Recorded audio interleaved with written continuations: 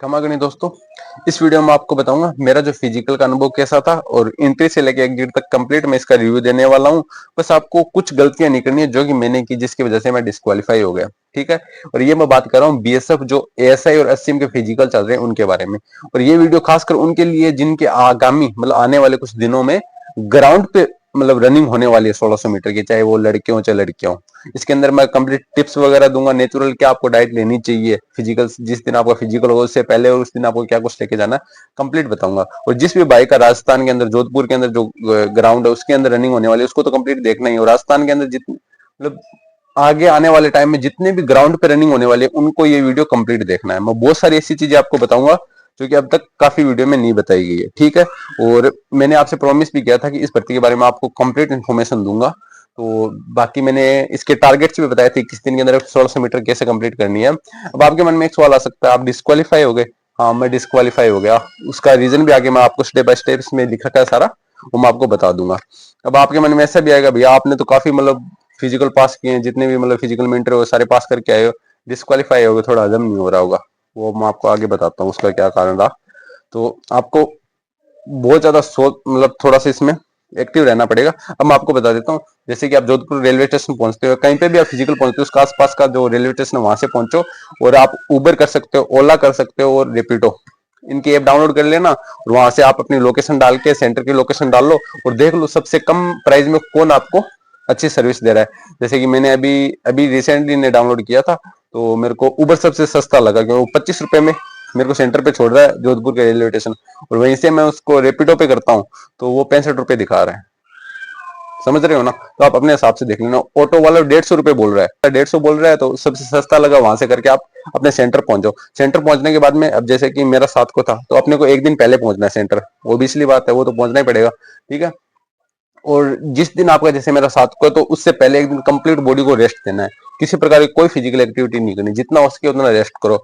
और जैसे ट्रेन में या कहीं दूर आप आ रहे हो अपने सेंटर पे तो कोशिश करना बुक करवा लेना स्लीपर, सोते हुए आना और फोन कम से कम देखना, रेस्ट करना, रिलैक्स करना। जैसे कि अपने सेंटर पे पहुंच गए उसके बाद रहने की क्या व्यवस्था है वो बता देता हूँ। आप जहाँ पे जैसे सेंटर पे पहुंचोगे ना तो वहाँ पे आसपास जो बंदे कुछ हैं वो आपको खुद बतला लेंगे, भैया आप फिजिकल देने आए हो, अच्छा फिजिकल देने आए हो, रूम रूम चाहिए ना आपको, 150 रुपए का रूम है।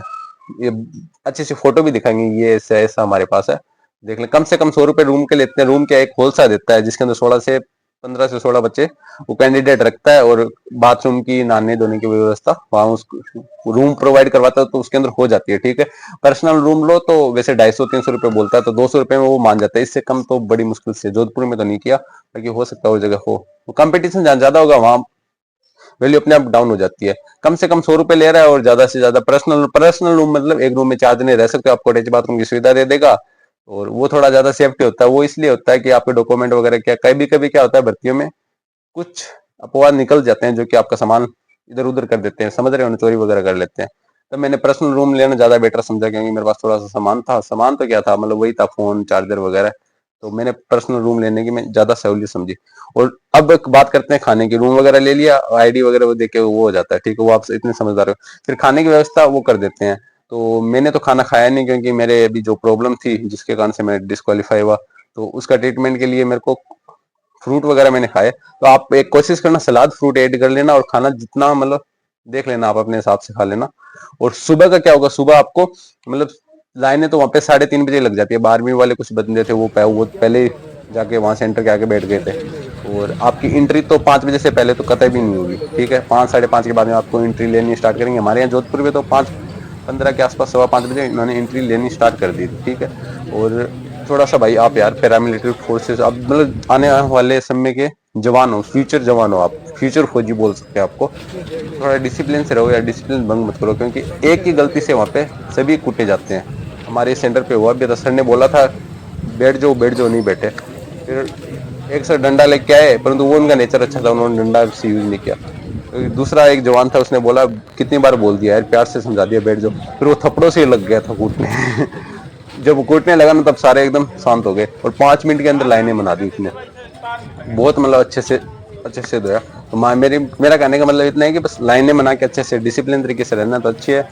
तो आप कोऑपरेट करोगे जितने जल्दी आपका फिजिकल कंप्लीट हो पाएगा। ठीक है। तो जैसे जोधपुर का 2 नंबर गेट से आपकी एंट्री होगी, और पहले बैच अगर आप जैसे 5:30 भी आ रहे हो ना, तब भी आपको मतलब फर्स्ट सेकंड बैच मिलने की संभावना है। बस आगे का जो प्रोसेस बताऊंगा उसको फॉलो कर लेना। और इसके बाद में ये सारा हो गया बैच वगैरह का। और आपको लास्ट एंट्री मतलब 8 8:30 तक भी आप थोड़ा बहुत लेट भी होते हो तो भी आपको एंट्री दे देंगे। और एक बता देता हूँ कि जिसका जैसे कि आज कोई एग्जाम है, मतलब आज हमारा एग्जाम है, जैसे 7 तारीख को मेरा फिजिकल था, मान लो कि मेरा कोई एग्जाम भी साथ में है, तो मैं पहले एग्जाम दे के आ जाऊँ, क्योंकि एग्जाम की डेट को पोस्टपोन नहीं किया जा सकता। एग्जाम दे दिया और उसके बाद में मैं उन्हें कारण दिखा दूंगा, मेरा ये कारण था, इस कारण से मैं 7 तारीख को मतलब फिजिकल देने नहीं आया सर, मेरा अब मैं 8 तारीख को आया हूँ तो मेरा फिजिकल देना है मुझे। तो वो एक एप्लीकेशन वगैरह लिखा के आपको मतलब बैक डेट, उसे बोलते हैं बैक डेट वाले दे सकते हैं। बस आपके पास उसका रीजन सॉलिड होना चाहिए, मतलब प्रूफ के साथ पक्का रीजन होना चाहिए। या फिर कई बार क्या होता है कि भैया मेरे दादाजी चल बसे यार, मैं फिजिकल नहीं दे सकता, फिर वहां पे उसकी मजबूरी हो जाती है, क्योंकि वो अपनी जो धार्मिक परंपराएं के अनुसार वो उनका सारा विधि विधान होता है, उसके बाद में आप नेक्स्ट दिन जा सकते हो, परंतु वो प्रूफ देना होगा आपको, समझ गए ना। वो उनको दिखा दो, इतना तो नहीं, मतलब कभी थोड़ा सा मांगते हैं, तो वो आपको बैक डेट वाले को आने देते हैं, वो बैक डेट वाले कोई दिक्कत वाली बात नहीं है। अब मैं आपको डॉक्यूमेंट्स के बारे में जानकारी देता हूँ, वहाँ पे डॉक्यूमेंट्स क्या क्या लेके जाने हैं। आपका एक तो आधार कार्ड लेके जाना है, ठीक है, ओरिजिनल आधार कार्ड लेके जाना है, और एक उसकी कॉपी लेके जानी है।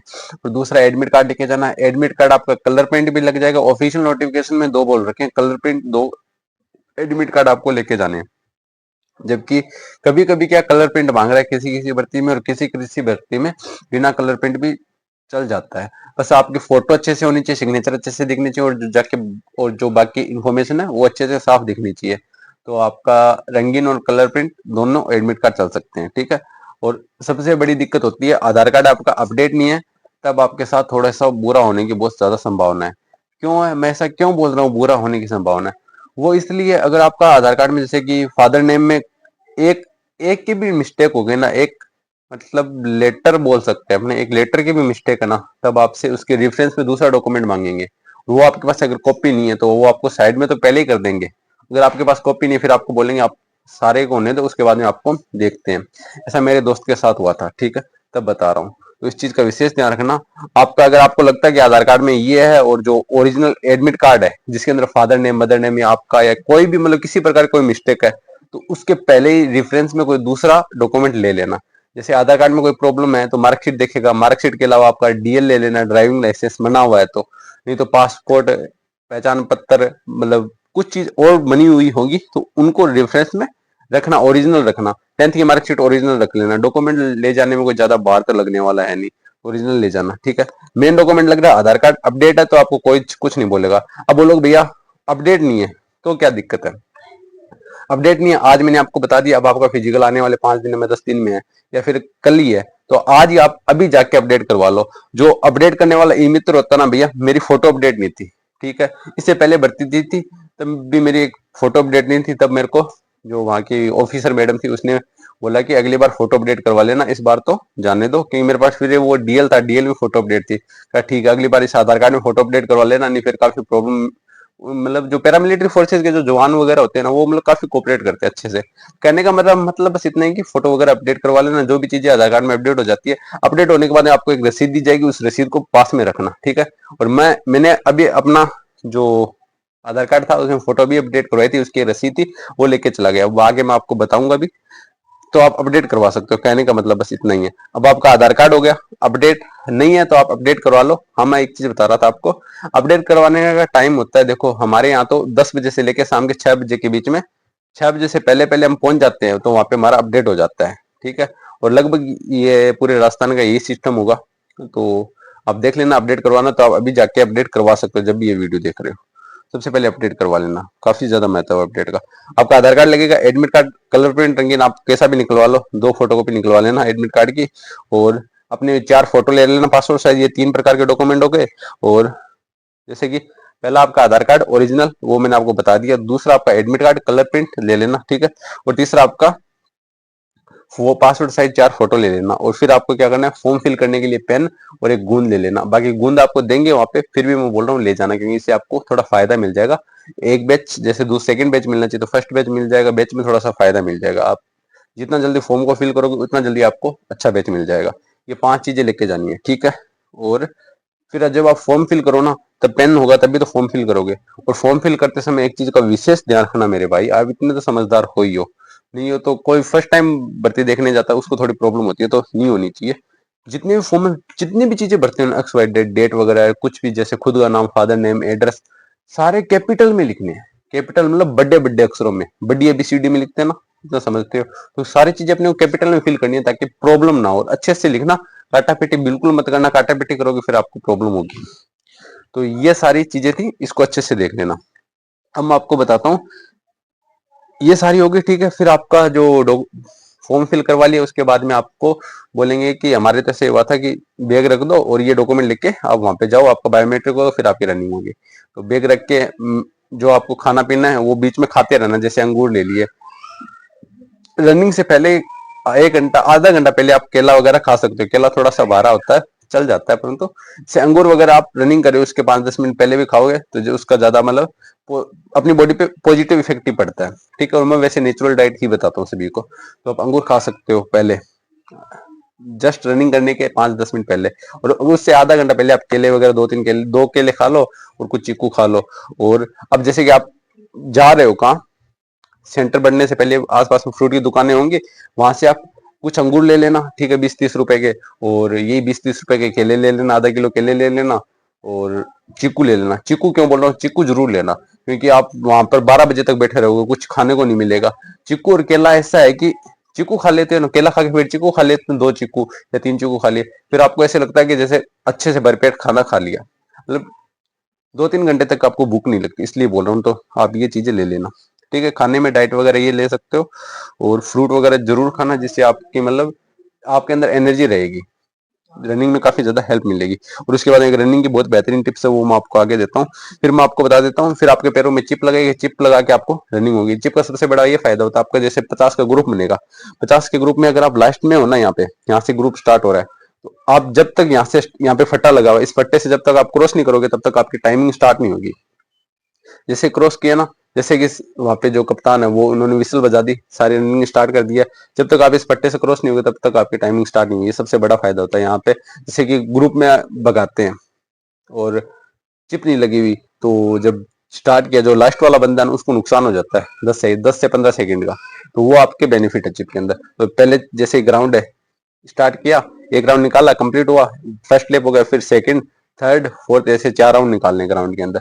और ग्राउंड की सबसे बड़ी कमजोरी मेरे को ये लगी कि वहां पे धूल बहुत ज्यादा थी। जो मेरा 5वां बैच था जिसके अंदर धूल ऐसे नाक में चली गई थी एकदम अच्छे से, और मुंह में मतलब इस तरीके से हो गया, मैं मुंह से सांस ले रहा हूँ, क्योंकि धूल नाक में चली गई। अब छींके भी आ रही है, रनिंग भी क्लियर करनी है, और दूसरा कि गला एकदम अच्छे से सूख गया था। तीसरे राउंड में मेरे साथ, तीसरा राउंड मैंने 5-25 का किया था, और फिर ऐसे हिम्मत ही नहीं हुई कि आगे चलने की। और पैर भी ब्रीज, पैर तो इतने नहीं ब्रीजे थे, मतलब सांस में प्रॉब्लम होने लग गई थी। वैसे मेरे को कोई प्रॉब्लम नहीं है, इसका समाधान बताता हूँ। मेरा मन कर रहा था मेरे को बस कोई पानी दे देना, ये रनिंग क्लियर हो जाएगी। पानी दे दे, पानी देने वाला आसपास में कोई नहीं है। उसका आप एक समाधान कर सकते हो, हाथ में एक छोटी सी जो बोतल आती है ना, अपने फ्रिज टाइप किसी कुछ पीते हैं, वो बोतल को अच्छे से साफ करके उसके अंदर पानी डाल के आप लेके जा सकते हो, वो मना नहीं कर रहे। या दूसरा एक तरीका है, आपको जैसे कि नहीं लेके जानी, वो उतनी सी दो अपने साथ में लेके जैसे दौड़ेंगे, कोई अपने काज रनिंग में कुछ खास इफेक्ट नहीं पड़ने वाला भैया, टाइमिंग कम आ जाएगी, वजन तो है नहीं, 200 तो है, उससे कुछ खास फर्क नहीं पड़ेगा, टाइमिंग में फायदा ही मिलेगा। जब आपको प्यास लगे, ढक्कन खोला, हल्का सा पी लिया, फिर वापस दौड़ते दौड़ते ढक्कन जड़ लिया। लास्ट राउंड में आपको पानी की जरूरत पड़ेगी ही पड़ेगी। अगर बीएसएफ का, ये जो मैंने जोधपुर के सेंटर की बात करूं, अगर आप पानी नहीं पियोगे भैया, रनिंग क्लियर नहीं होगी। और दूसरा सबसे अच्छी टिप्स है, अगर पहला तो पानी वाला ये हो गया, अगर दूसरा ऐसे है कि आप जैसे रुमाल है, रुमाल को पानी के अंदर डाला, कब डालोगे, जब आप चेस्ट नंबर देने से पहले आप बैग वगैरह रखे हो, रुमाल को अच्छे से गीला किया, और एक बार तो आप हाथ में रखो, जब आपको लगे कि अब रनिंग स्टार्ट होगी, तब आप रुमाल को ऐसे मतलब हाथ में ऐसे लपेट लो, और फिर ऐसे ऐसे दौड़ो, ठीक है। ये क्यों बता रहा हूँ, जब आपको पानी की जरूरत पड़े ना, ऐसे कर लेना बस। वो उस टाइम क्या थोड़ा सा पानी होट गिले हो जाते हैं ना, तो दौड़ने में आसानी हो जाती है, बस इतना ही फर्क है। तो इस तरीके से दौड़ लिया, फिर ऐसे लगे, फिर ऐसे कर लोगे। ये पीछे से तो शायद ये थोड़ा सूख जाएगा आप दौड़ोगे तब, तो आप इस तरीके से कर सकते हो जुगाड़, ठीक है। मैंने आपको ग्राउंड को पूरा एकदम अच्छे से बता दिया, पास होने। अब एक टिप्स और बची है जो कि मैं दे देता हूँ, घड़ी की। अगर आपका टाइमिंग 7 मिनट भी आ रहा है ना ग्राउंड पे, अगर आपके पास घड़ी है तो आप आराम से रनिंग पास कर लोगे। काफी बंदे ऐसे थे मेरे भाई, मेरी बहन, जो एक एक माइक्रो सेकंड से रह रहे थे, हमारा बैच में 201 नंबर का जो कैंडिडेट था वो कुछ मतलब माइक्रो सेकंड से रहा था, 1 मिनट से 1 सेकंड से नहीं, कुछ माइक्रो सेकंड से रहा था, शायद 30 पता नहीं 30 माइक्रो सेकंड से वो रह गया था। देखो इसे कहते हैं, अगर उसके पास यही कमी थी, घड़ी नहीं थी। और जितने भी कैंडिडेट मैंने देखे वहां पे, जो कोई 5 सेकंड से रहा है, कोई 6 7, कोई 10, कोई 15 सेकंड से रहा है, उन किसी के हाथ में घड़ी नहीं थी। और जिस बंदे का 6:28, 6:30, 6:25 आ रहा है, उन सभी के हाथ में घड़ी थी। और ये चीजें मैंने आपको पहले भी बोली थी, भैया घड़ी पहन के दौड़ो, वहां पे पैसे थोड़ी ना लग रहे आपके घड़ी पहन के दौड़ने से, मना थोड़ी ना कर रखा, आप एग्जाम थोड़ी ना देने जा रहे हो जो आपको डिजिटल डिवाइस आप लेके नहीं जा सकते। जा सकते हो यार आप। ये घड़ी जो टाइमर वाली होती है, जो इसमें टाइमर लगता है, नंबरों वाली घड़ी होती है, इसे रनिंग स्पोर्ट्स घड़ी भी बोलते हैं, रनिंग घड़ी भी बोलते हैं। और आप जो मतलब डिजिटल घड़ी आती है जिसमें आप एप्स वगैरह चला सकते हो सिम डाल के, वो भी अलाउ है। यहाँ तक कि मोबाइल भी अलाउ है। मोबाइल तो वो इसलिए बंद मना करते हैं, आप मोबाइल लेके भी दौड़ सकते हो, परंतु वो इसलिए मना करते हैं, आपको वीडियो वगैरह बनाने लग जाते हैं, कुछ इंटरनल इन्फॉर्मेशन होती है वो बाहर निकल आती है, पता नहीं कुछ इश्यू है, परंतु मोबाइल का वो वहां के जवान खुद मना करते हैं, क्योंकि फिर वो वीडियो बनाने लग जाते हैं, सेल्फी लेने लग जाते हैं, तो ये फिर डिसिप्लिन को भंग करता है, इसलिए वहां के जवान मोबाइल के लिए सख्ती बरतते हैं। सिर्फ इसी यही कारण है, क्योंकि वो डिसिप्लिन भंग होता है। फौज में सबसे ज्यादा मैटर यही करता है, डिसिप्लिन। इसी के लिए जानी जाती है, और बहुत सारे काम है जिसके लिए फौज जानी जाती है, जिसमें से प्रमुख एक ही है, डिसिप्लिन का भी है। ठीक है, मोबाइल इसलिए बना करते हैं। तो मेरा कहने का तात्पर्य जो एक तो रुमाल वाला बता दिया, ठीक है, सबसे अच्छी टिप्स सही है, आपको कोई पैसे में भी नहीं देगा, मैं आपको ये इस चैनल के माध्यम से फ्री बता रहा हूँ। और दूसरा, आप पानी की बोतल लेके दौड़ लो पानी के लिए। तीसरा, घड़ी लेके जरूर दौड़ना, अगर आपका 7 मिनट से डाउन टाइमिंग आ रहा है 1600 मीटर का, नए खिलाड़ी हो है, अगर 6:45 भी आ रहा है भैया, 100% रनिंग पास कर जाओगे अगर आपके पास घड़ी होगी। 6:45 आ रहा, 15 सेकंड में हो जाता है यार, आराम से कर सकते हो। उसकी स्ट्रेटेजी आप ये अपना सकते हो, फर्स्ट राउंड आपका किसी भी कीमत में 1:30 में आना चाहिए, ठीक है। सेकंड राउंड मैक्सिमम 3:10 लग जाए तो लग जाए, बस इसके अंदर आ जाना चाहिए, मेरी ये स्ट्रेटेजी थी।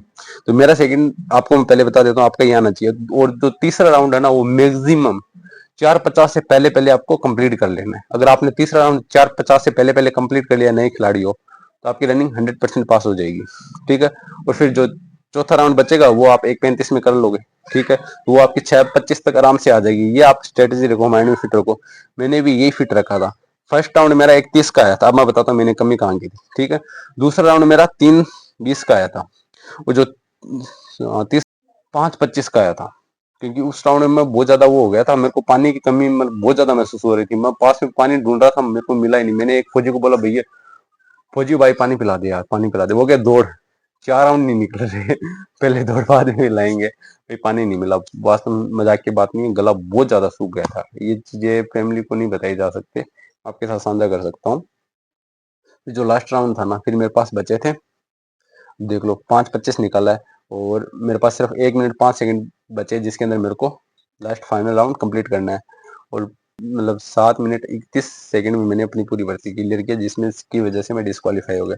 डिस्क्वालीफाई का कारण कुछ हद तक पानी को मानता हूँ मैं, जो कि होता है, और ये तो बस संतुष्टि देने का कारण है, बाकी इसमें मेरी खुद की कमी थी। कमी मेरी बस ये थी कि जो मैंने 21 दिन का वर्कआउट था ना, फर्स्ट वीक सेकंड वीक अच्छे से कंप्लीट किया, थर्ड वीक में पूरा सिर्फ 2 ही दिन अच्छे से फॉलो किया था भाई, ईमानदारी से बता रहा हूँ। और फिर क्यों फॉलो नहीं किया, मुझे भर्ती प्यारी नहीं थी, नौकरी प्यारी नहीं थी, पर मेरी ये जो कमर दर्द की प्रॉब्लम है ना, L4 और L5 के अंदर, और S1 की दिक्कत, ये काफी ज्यादा दर्द होने लग गई थी। फिर मैंने सोचा गोली लेके दौड़ते हैं, दर्द कम हो जाएगा। फिर मैंने यहाँ पे ग्राउंड में प्रैक्टिस की थी ना, 1600 मीटर का टाइमिंग भी निकाला था, गोली लेके दौड़ा था, 8.5 मिनट आया था, ठीक है। मतलब जो थर्ड वीक का जो मैंने वर्कआउट लगाया था ना मेरी ये पहले काफी प्रॉब्लम है, मेरे को इसको 2 से 3 साल हो गए दिखाते हुए, कहीं आराम नहीं आ रहा, मैंने हर एक जगह दिखा लिया है। तो फिर उस दौरान फिर जो ग्राउंड के जो 4 चक्कर आना मेरे से वो नहीं निकल रहे थे, इतनी बुरी हालत हो गई थी इस दर्द के कारण, जिसके कारण से मेरी ये दूसरी भर्ती है जिसमें मैं डिस्क्वालीफाई हुआ हूँ। एक इससे पहले अभी भी ये जो सीएसएफ फायरमैन की भर्ती देके आया था 5 किलोमीटर की, वो मैंने 32 मिनट में क्लियर की थी। क्लियर क्या मतलब डिस्क्वालीफाई हुआ था, मैंने 5 किलोमीटर कंप्लीट की थी 32 मिनट में। और उससे पहले की जो भर्ती थी ना सीएसएफ फायरमैन की, आपके भाई ने 18 मिनट में कंप्लीट की थी, क्योंकि उस टाइम मैं तैयारी करता था, 2023 तक मैं एकदम फिट था। उसके बाद मेरी ये डिस्क वाली प्रॉब्लम आने लगी, जिसकी वजह से ये कमी आई है। अभी इसका ट्रीटमेंट चल रहा है, अब मेरे को सही जगह मिली है ऊपर वाली कृपा से। बस आपसे रिक्वेस्ट है, कुछ दुआ करना मेरे लिए, ये दर्द जल्दी से सही हो जाए। मैं इसके कारण से डिस्क्वालीफाई हो गया। थोड़ा सा दुख है, परंतु इतना नहीं है। और ये जब मैंने अपने घर वालों को बताया ना कि मैं इसके अंदर रनिंग के अंदर डिस्क्वालीफाई हो गए, पता है मेरे को क्या बोलते हैं? क्या मतलब क्या मजाक कर रहा है तू डिस्क्वालीफाई हो गया? भाई तू डिस्क्वालीफाई हो गया, मेरे को ऐसे बोल रहे हैं। सच्ची बता, कटे डिस्क्वालीफाई हो गया, तू तो रही कौन सका है? इतना विश्वास था घर वालों को, अब देख सकते हो। वो देखो टाइम टाइम की बात होती है, जब प्रॉब्लम होती है नहीं होती। फिर मैंने बताया इनको ऐसे ऐसे बात थी, तब कहा भाई तेरे ये मेरे प्रॉब्लम काफी पहले से थी। उन्होंने फिर मेरे को तसल्ली दी। ठीक है कोई ना, मेरा कहने का बस इतना ही मतलब है। अब बस मैं एक चीज में ज्यादा विश्वास मानता हूँ, ऊपर वाला जो भी करता है सब अच्छे के लिए करता है। मैंने आपको सारी टिप्स दे दी है, ठीक है, क्या कुछ खाना है क्या कुछ नहीं खाने में। फ्रूट और सलाद जरूर यूज करना मेरे भाई, जरूर यूज करना। मैं नेचुरल डाइट पे बहुत ज्यादा फोकस करता हूँ, मतलब अच्छी नेचुरल डाइट के थ्रू आपको ज्यादा एनर्जेटिक मिलती है, इसलिए मैं इस चीज का बताता हूँ, ठीक है। अब बात कर लेते हैं पास फेल की। तो भैया इससे आपको कोई मतलब नहीं कितने फेल होंगे, एवरेज बस इतना ही निकल के आएगा। लगभग 2 से लेकर 3, लगभग 2 1 लाख 2 लाख या फिर मैक्सिमम 3 लाख तक आपके एग्जाम में बैठेंगे, उससे भी कोई फर्क नहीं पड़ेगा। कट ऑफ इसकी जाती है 80 के आसपास। आपको बस अब एग्जाम पे फोकस करना है। जो पास हो गए और जो पास नहीं हुए उनका भी मैं बताऊंगा, जिसमें मैं भी आता हूँ। इसका मैं एक अलग वीडियो बना के डाल दूंगा। अब एग्जाम के लिए आपको क्या क्या करना है, टाइपिंग का भैया 2 महीने का खेल है। डेली आप 1 1 घंटा भी दोगे ना टाइपिंग, जिसको टाइपिंग का टी भी नहीं आता ना वो क्वालिफाई कर लेगा।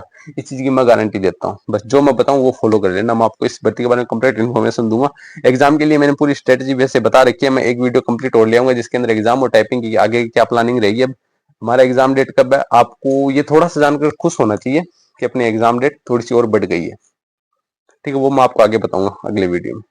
ये पूरी इन्फॉर्मेशन थी, मैंने आपको ग्राउंड की सारी टिप्स भी बता दी, लगभग सारी इन्फॉर्मेशन मैंने बता दी है। अब मैं जैसे डिस्क्वालीफाई हो गया, पास वाले में क्या एक चीज रह गई, जो एसटी कैटेगरी है, शायद एसटी था, 80 और एसटी में जो मतलब थोड़ा सा नीचे होता है ना, मेरा कहने का तात्पर्य मतलब इसमें जो कास्ट में जो सबसे ज्यादा छूट दी जाती है कौन सा होता है, वो मेरे को भी यार थोड़ा सा कंफ्यूजन रहता है। एसटी एससी में उनका सर्टिफिकेट के थ्रू आपको हाइट और चेस्ट में छूट मिल जाएगी। और डॉक्यूमेंट के अंदर बस यही जो मैंने बताया है, सिर्फ वही डॉक्यूमेंट मांग रहे हैं। और तो रनिंग पास करने के बाद में आपके लिए ताली बजाई जाएंगी, और जो डिस्क्वालीफाई हुए हैं उनकी खूब बेइज्जती की जाएगी, ठीक है। ये कि करते ही हैं। और उसके बाद में आपका चेस्ट नापा जाएगा, क्वालिफाई हो गए उनका फिर चेस्ट नापा जाएगा, वो भी पूरा मशीन से नाप रहे हैं, फिर हाइट आपकी पूरी मशीन से नाप रहे हैं। और फिर आपके डॉक्यूमेंट फिल करवाए जाएंगे और आपको क्वालिफाई का एक सर्टिफिकेट पर्चा पकड़ा देंगे। इस तरीके से मेरा जो डिस्क्वालीफाई का, इस तरीके से आपको क्वालिफाई का पर्चा पकड़ा देंगे। उससे ज्यादा कुछ खास होने वाला नहीं है। आपका एग्जाम होगा, एग्जाम में पास हो गए तब बहुत बढ़िया, नहीं तो आप भी हमारे बराबर ही आ गए। जो फिजिकल पास किए हैं वो भी बराबर है, जिस जो एग्जाम पास नहीं किया वो भी बराबर है।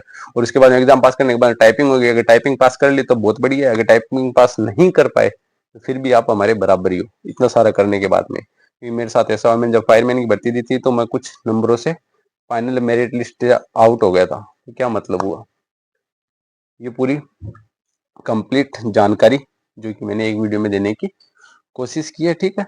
मिलते हैं, अब मैं 2 वीडियो और बना के डाल दूंगा इसके। एक तो जो पास हो गए उन्हें क्या करना है, एक दूसरा पास नहीं हुए उनके लिए क्या है, ठीक है। तो अभी अगर बैच वगैरह कोई लेने की जरूरत नहीं, वो मैं आपको उसको वीडियो में बताता हूँ, ठीक है। ये सारी इन्फॉर्मेशन थी, मैं उम्मीद करता हूँ बहुत ही अच्छी लगी होगी, ठीक है। मिलते हैं नेक्स्ट।